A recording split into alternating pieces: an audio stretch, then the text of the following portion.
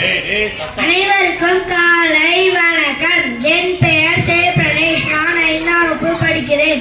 நான் இப்பொழுது குடியரசு தின கவிதை கூற வந்துள்ளேன்.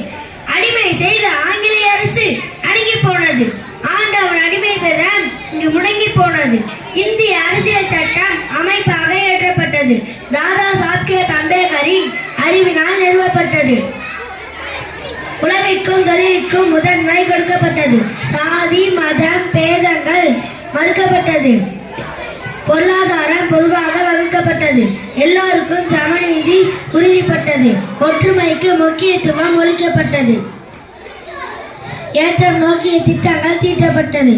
உயர்வின் விதையாகிய இந்தினம் புனிதமானது. இந்த தினம் போற்றி வாழ்தல் நம் கடமையானது. நன்றி, வணக்கம். ஜெய். அனைவருக்கும் காலை வணக்கம். என் பெயர் சே பிரணேஷ். நான் 5ஆம் வகுப்பு படிக்கிறேன். நான் இப்பொழுது குடியரசு தின கவிதை கூற வந்துள்ளேன். அடிமை செய்த ஆங்கிலேய அரசு அடங்கி போனது.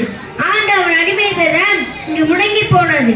இந்திய அரசியல் சட்டம் அமைப்பாக ஏற்றப்பட்டது. தாதா சாஹேப் அம்பேத்கரின் அறிவினால் நிறுவப்பட்டது.